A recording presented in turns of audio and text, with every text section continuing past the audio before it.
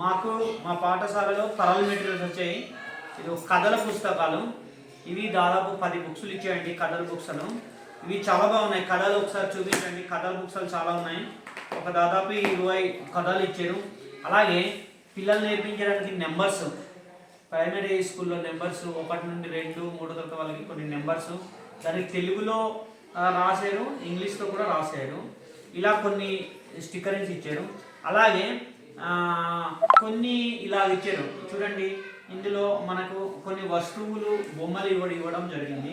ఇలాగా కొన్ని బొమ్మలు, తర్వాత పిల్లల చేత మాట్లాడిపించడానికి ఇలాగా కొన్ని అక్షరాలు ఇలాగ ఇవ్వడం జరిగింది. ఇలాగ అక్షరాలు, ఈ అక్షరాలన్నీ పిల్లలు చెప్పడానికి చాలా బాగా పనికొస్తుంది. ఇవన్నీ చాలా పనికొస్తుంది.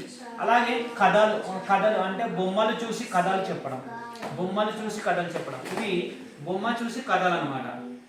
బొమ్మలు చూసి కథలు, ఈ విధంగా బొమ్మలు చూసి కథలు చెప్పించడం, ఇవన్నీ ఎపిలైన్ మెటీరియల్లో మనకు ఇవ్వడం జరిగింది. చాలా బాగుంది ఇవన్నీ.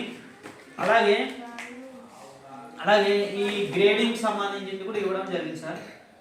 ఇవి ఆలోచించి అర్థం చేసుకొని మరియు సాధించడానికి ఇలా గ్రేడింగ్ సంబంధించింది. తర్వాత ఈ వస్తువులకు సంబంధించిన లెసన్స్ 3rd, 4th, 5th చెప్పడానికి ఇవన్నీ చాలా బాగుంది. ఇవన్నీ మెటీరియల్ చాలా మంచి మెటీరియల్ ఇచ్చారు అనుకుంటున్నాను. అలాగే రూపీస్, ఇవి మ్యాథమెటిక్స్లో ఎలా చెప్పాలి ఏంటన్నది ఈ వస్తువులన్నీ ఇవ్వడం జరిగింది. అలాగే దీని మూలంగా అందులోనే ఎఫ్ఎన్ మెటీరియల్లోనే గుణితాలు 2 అనుకొని ఇవన్నీ ఇచ్చారు. ఇవి చాలా బాగున్నాయి. పిల్లలకి 1వ తరగతి, 2వ తరగతి, 3వ తరగతి చెప్పడం అనేది చాలా బాగుంది. ఒక పక్క తెలుగు ఇచ్చారు, ఒక పక్క ఏమో అంకెలు ఇవ్వడం కూడా జరిగింది.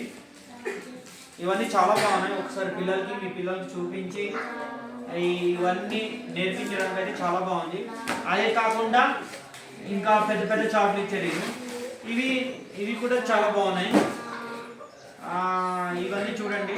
ఇవన్నీ చిన్నపిల్లలకి 1, 2, 3 పిల్లలకి ఇవన్నీ చూపించడానికి చాలా బాగుంది. అంకెలు రాయించడానికి ఇవన్నీ చాలా బాగుంది. అదేవిధంగా పిల్లలకి